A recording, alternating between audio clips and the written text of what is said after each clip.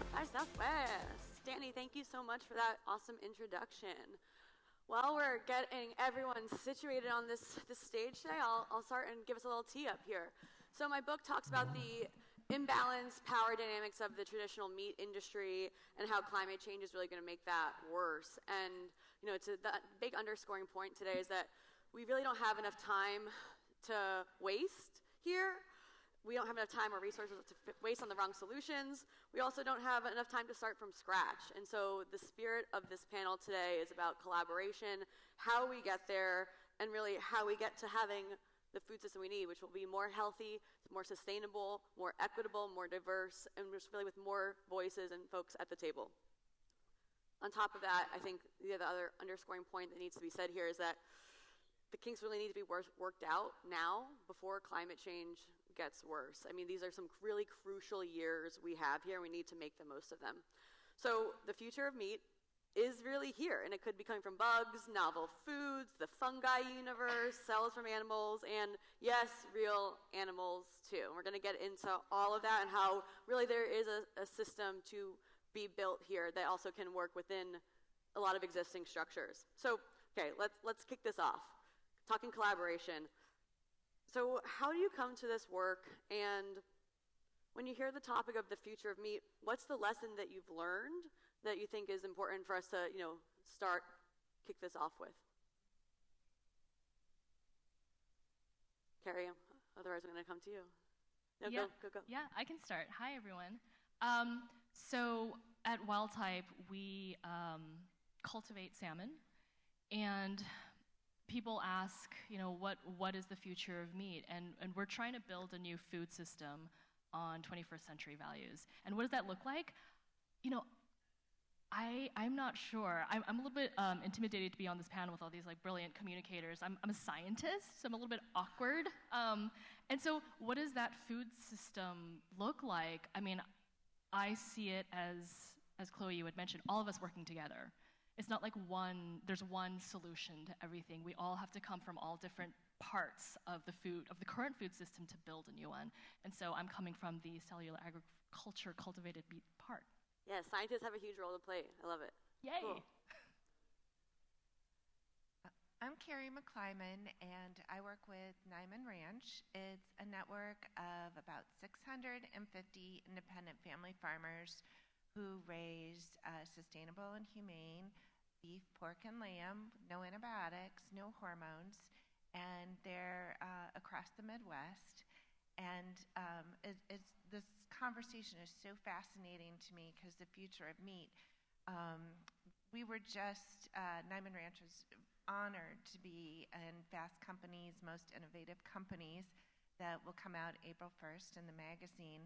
And they basically called us innovative for, having pasture-raised system and having animals raised in deeply bedded pens. And when I think of that, I think that's traditional, right? And when they call it innovative, and another thing happened around the same time, the Iowa Historical Society wanted to do an exhibit on Newman Ranch and how our farmers raised our animals. And one of our partners, you might know him, Harry Smith from CBS and NBC, he put his head in his hands and he said, how is that historic? This is what you do every day. So I think the future of meat is traditional. It's traditional, it's innovative, it's pushing the industry to do things that are very different than are being done right now. So I look forward to this conversation, and we can talk more about how we can incorporate all aspects of our guests into this. Awesome. Morning, everyone. My name is Andrea Menezes. I'm co-founder and CEO of Finless Foods, the company behind the brand Tindo, plant-based chicken, and more recently, plant-based gelato, moi, as well. Before I get into the future of meat, I would just like to share that being around here in Austin with you in the audience is just a sneak peek into the future. And just being here, I cannot avoid calling out the fact that I'm incredibly inspired by the fact that I'm surrounded by inspiring women in the Women's History Month of March. That's pretty incredible.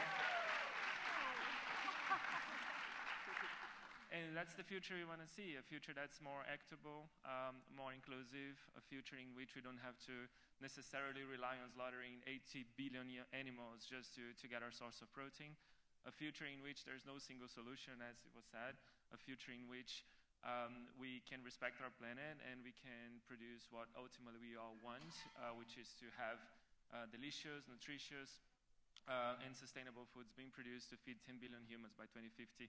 And that's what our company is all about. So that's the future I'm looking for, and that's what I'm feeling here today as I look into the future. Awesome.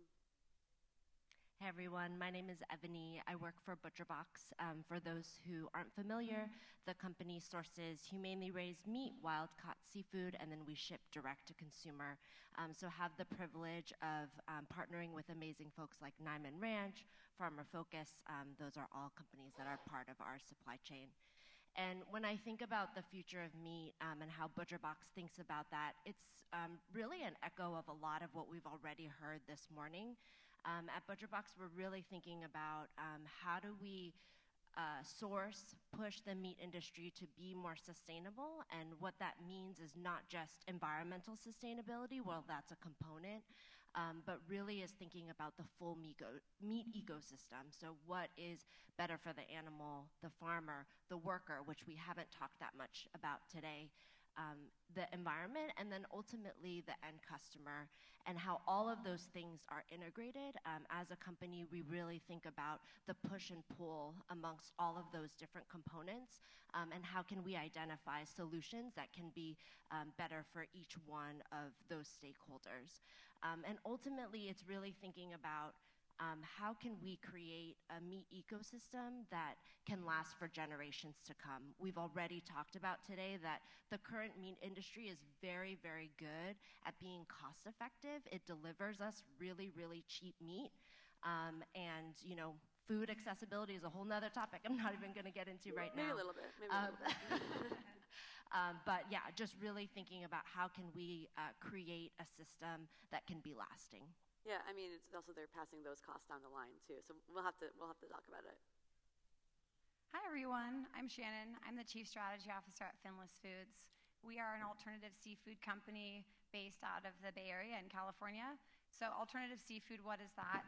It basically entails both like plant-based options. So we have a plant-based tuna. Actually, we have a food truck that's sitting outside that is serving samples if you're interested. And we also, similar to Wildtype, are working in the cell-cultured, cultivated space, which is basically taking a sample of cells from a real animal, whether it's a tuna or a cow, and producing real meat in a production facility without continual slaughter. What brought me, I'm taking a little bit of a different angle also to say what brought me to the space, because I think it's maybe a little different. I actually was trained as an environmental and mostly worked as an ocean lawyer for most of my career so far. Was working largely in international fisheries, specifically managing tuna fisheries. And I think it was just seeing the continual challenges we were having in the policy landscape, especially with the global commons, all of us trying to work together to sustainably manage individual tuna stocks, that I just felt like we needed new solutions to try and meet the broadening gap between where our supply is currently and the fact that our wild capture stocks are like stagnating over the last 50 years, and the continual increased demand for seafood. I mean, as we're all saying here, the increased demand for protein. So I'm at Finless. It's exciting. It's never, as I'm sure we're all going to say, it's never a boring day. And I think, where do I see the future of meat and like a talking point? I would say diversification. You're going to hear this, I think, even from climate change speakers or anyone in any environmental issue, that there's not a singular silver bullet. I think folks want to hear that, but there's not. And so we really just need so many tools in the toolbox. And I think we all represent different tools in the toolbox. And so the only way we're going to get there of being able to sustainably feed our population and have a climate resilient, food secure system is by diversification and working together. Mm-hmm. So how does your work fit within existing structures or tap into, you know, some of the resources that, you know, have really been created over the past, 50 plus years of industrializing the food system? And if it doesn't, it doesn't, but I think there's a lot of different ways we can talk about that. Feel free. Yeah. I can just say just a few points. So at Wildtype, where we're cultivating salmon, personally, I feel like what we're trying to do is just take the pressure off the sort of conventional forms of fishing, whether that be farming or wild-caught fish. We learn more and more as time goes on. There's more research. For example, trawling, which is one form of deep ocean fishing, actually produces more greenhouse gases than the global aviation industry. And so we want to provide an alternative to that, and an alternative that people understand. So that's part of what I'm supposed to do here is educate people on what cultivated meat is.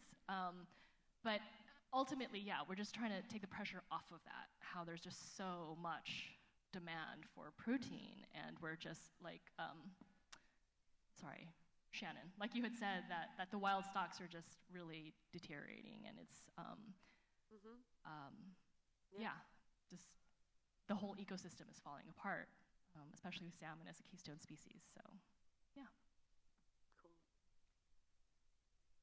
I would say for us, it's supporting a model of agriculture that's been lost and creating opportunities for farmers to make a premium on what they do and to be a part of it from each step of the supply chain, from taking care of the animals in a humane way.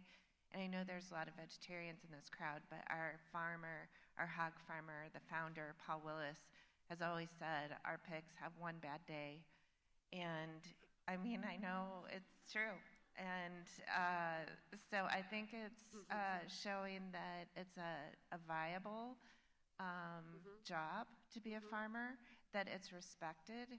And we have found that our farmers produce, and I've got the figure in here somewhere, but 195 hog farmers creates 339 state jobs. Wow. And it's all in the rural economies in which they serve. And I think that has been forgotten with this big conventional model. That the other thing is, too, 25% of new farmers are young farmers. And our farmer base, our average age is 43 for our farmers. The average age for the U.S. farmer is 59. So I think it's providing that opportunity that this is an okay career to have, and done in a way that's right for the land and the animals is our future. And we're not going to ever be able to create as much meat as the conventional market. So I think it's a matter as a consumer, having that balanced diet and being willing to know the cost of meat, where you can balance it out with other items. Right. I think that's actually an important point. Let's make that clear here. I think when we're talking about meat, we're not talking about factory farming. I think factory farming needs to come to an end. Antibiotic resistance that's spreading through that is one of the biggest public health threats that we face. But there is a place for actual, systems with grazing, or, systems like you both are going to be talking about for the future. And at the same time, meat consumption needs to go down, not up. And we're also over consuming. There's 41 pounds an average person wastes of meat a year in America alone. So, thanks. An interesting thing is that I actually, before starting a plant-based meat company, I was for 7 years in the animal farming, hardcore, largest poultry exporter in the world, really looking at and learning from everything from farm to fork around the world. And at times it was, one of the things that got into me is how shocking it was that we, as consumers, as most of the population is a meat lover, how we segregate the process from the outcome, the ingredient, right? And the biggest question that came there to me back then was how can we have what we want? And ultimately what we want is the taste, the texture, the amount of protein, the fats, the calories, and so on. We don't really want the cholesterol, but it comes with it, no problem. But the reality is that the process is something we are all willing to ignore. I don't know any meat lover who goes to a slaughterhouse and feels like craving meat at the same day at least. And that's very shocking. So one of the things that, in my mind started popping was and to your point, how to leverage that existing one is how can we simply take the animal out of equation, which happens to be the most inefficient portion of that entire chain due to conversion. Animals were not designed to become food. And then instead, we just moved through technology from the grains plus water, basically, and fats to the outcome that we want. But from that moment onwards, we can leverage entirely, at least in our case, the food system as it is, when it comes from manufacturing, distribution, restaurants, and everything else, supermarkets, all of it is the same as meat. We can leverage it entirely and be viable since day one. That's what we've been doing as a company. That's how we've been trying to leverage that existing system to bring solutions at scale that are more sustainable. I wanted to share 2 examples of kind of what sustainable meat ecosystem could look like. So definitely agree, our oceans, fish population, it is not a good situation right now. It is a dire situation. And there's also stories of hope. So ButcherBox sources our salmon from Bristol Bay in Alaska, and that area has really stringent, really Alaska state-mandated policies around the monitoring of how much fish kind of can be caught in a given year to ensure that the salmon can go back to their spawning grounds, to ensure that the next year there's still a sustainable salmon population. I unfortunately don't have all the numbers off the top of my head, but since that area has been regulating and really utilizing science and management techniques to ensure that enough fish are returning back to the spawning grounds, they have seen an increase of salmon population year over year. And you can go look it up. It's all published, factual, and it's there. And I think a really amazing example of how that area has really utilized science. The government has held the fishermen there accountable, and you really start to see a thriving ecosystem. Another example is cattle grazing on pasture during their lifetime. So ButcherBox beef product is 100% grass-fed, grass-finished, and we really encourage the ranchers in our system to be thinking about how they are going to utilize management practices that will really build soil health. And so that really is about understanding the landscape. There's not one way to do it. The rancher really has to understand the intersection of their livestock, how quickly their livestock is consuming the particular pieces of grass on that land and moving their livestock accordingly, and really can be a beautiful way that beef can be part of a sustainable system. So the question is, like, how do we fit into the conventional system? And I think my answer is quick. It's complementarity. I get into we have to have a lot of tools in the toolbox. I think it's an and not or situation. How do we integrate new solutions as well as improve the solutions we have, drive them further, be more sustainable, more ethical with the traditional ag? Maybe in some ways it means going back. I think the other thing I want to raise, because it was brought up in sort of threads here, is like conscious consumerism. I think it's we need both. We definitely need to have a rise in consciousness of realizing that a third of our climate change emissions are coming from our food system. And as consumers, we have roles to play in deciding how do we structure our diet. I definitely agree that part of that is looking at plant-based options and saying, I don't have to be a vegan, I don't have to be a vegetarian, but how can I be mindful of how much protein I'm consuming and what's the impact of that on the planet? At the same time, I think often, especially maybe in the US, there's a big emphasis putting it back on the consumer.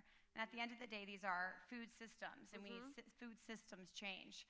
And the reason I say that, another big part of engaging in the conventional is in the policy systems that drive the conventional. So in the US, a big piece of that is the Farm Bill.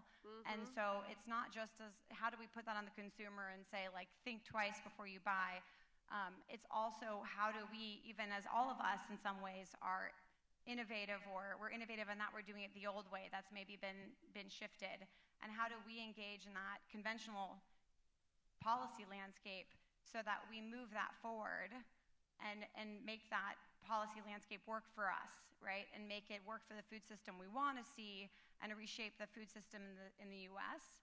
And so I think that's another way we really have to play a big role in engaging in the conventional, not just like providing products, but engaging in the policy systems that drive the conventional. Yeah, I really appreciate that. I think there's been so much guilt put on the consumer. We're kind of primed to think voting with our dollars is the only thing we can do, but really billionaires and a few corporations are really giving us the ability to they're dictating what we can access in the first place. So how is that even? I want to stay on that. So Farm Bill or otherwise, I mean, the Farm Bill is funding for the next 5 years is crucial time. But is there anything you'd like to see specifically as that debate gets more intense in Congress? What would you like to change there? Or would there be one policy that could be enacted right now that would actually make your work far scalable or really make a difference today? Or similarly, is there regulation that could be slashed that would also give you a scalable, really good change quickly? I can start us off. There's two that ButcherBox has been thinking a lot about, and I want Niman's perspective on this too. But the first is actually around SNAP EBT. So SNAP EBT benefits are a big part of the Farm Bill. I didn't know that actually until pretty recently. Yeah, they're tied together. You can't pass one without the other. Exactly. And there has been a pilot for SNAP EBT approval on e-commerce going on for a while, but it has not been approved for all e-commerce companies. So ButcherBox as an e-commerce company, I've wanted to have SNAP EBT on our checkout page for the past 6 years since I've been working at ButcherBox, and I can't get it through because it's not approved. And so we've gone through a lot of different avenues, partnerships, trying to figure out how we can kind of move this forward. And so it's a topic that we're going to continue to bring to light, especially this year. The thing is that, food access, food accessibility, one of the things that ButcherBox has solved is being able to get high-quality meat, humanely raised meat, wild-caught meat, anywhere within the 48. But then now we're limited again for folks who are on SNAP EBT and want to access our product, they're not able to access our product. So that's one area that we're really thinking about as an organization and identifying, again, different policy angles we want to take. The other, that we just started talking about is it's very confusing. There's all of these claims, certifications, you don't know who's doing the right thing, and I really think there's a role for policy to make a difference here.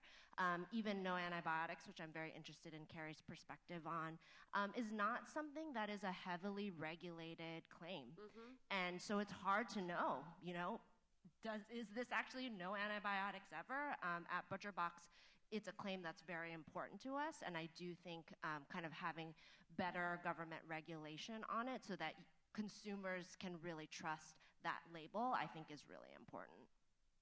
Thank you for that. I'm going to jump in on a few, really quick on a few, because I'm just watching the clock we have so much to say, guys. I think the first thing is you made a point about we're small. We're definitely not going to be able to do it together. Conventional ag is too large. And so I think one thing that has been talked about in prior panels is pre-competitive collaboration and working together. And that's something, I know Andrea's been connecting with us on, and it's really appreciated because we have a long way to go, and if you're going to go fast, go alone, but if you're going to actually make it, go together. I think labeling is a big one to make sure that there's fair competition and that folks have a chance to compete in the marketplace without restrictions.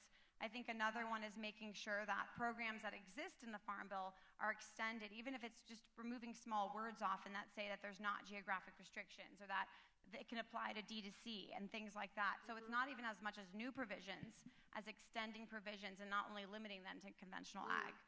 I'd also say just getting more funding and R&D into the food space so that the U.S. stays competitive with the fact that food tech is evolving globally, Israel, Singapore, et cetera, and making sure that we're establishing centers of excellence for future of food, not just for vaccine research, all of which is needed, but so that doesn't get left behind. And I guess the last big one I would say is getting funding into the future of food space so that when you're trying to scale up manufacturing and folks are like, when are you going to get to scale? You're not only left to do that on venture dollars or debt financing, and you're able to do that with the support of government dollars like we've done for EVs or solar panels or other technologies that benefited the public good.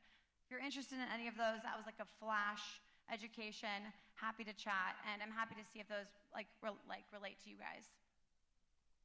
And I'll say very quickly, the subsidies program is a problem, and it is absolutely not fair. The conservation stewardship program was actually created by one of our farmers 22 years ago, and I think it is more important today than ever before. And then the young farmer programs are really important to us for the future of sustainable and humane farming. Thank you. Final thought then otherwise? Or and if you don't have a question for that, I'd say otherwise, what can people listening give us to, how can they take an active role in their food system? I think that'd be a good point to end on otherwise for anyone.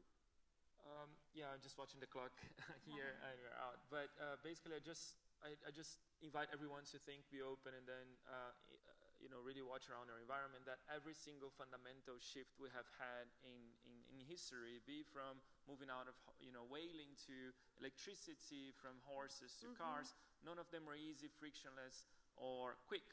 But they have happened over time, and this is what's happening right now with food, and that's the change that we want to see. How do we move from a fundamentally inefficient system to one that's future-proof, that's not any worse? But yes, it will take policies, infrastructure, investment, and time, as well as later as well consumers being open to for us to build on a better world. That's all I wanted to add. Amazing. That's really wonderful. I just want to say that I'm excited to be here and kind of see all this commonalities we have and the way how we all want to work together and build this new food system. And I think for the consumer, just to have an open mind and learn about all these options and come to San Francisco, come visit us, come watch the process, come see your cultivated tanks. They're like big beer breweries. I mean, yeah, come visit us and see what we do. I love that. Be and transparent. Yeah. Otherwise, you can join a local CSA. You can run for a local school board that'll impact institutional purchasing for schools. Or, there's lots of ways you can get involved, even beyond just joining political campaigns or advocating for Farm Bill reform, which is also super needed. So thank you all for listening, and lots of experts that will be around to keep talking about these really important discussions. Thanks.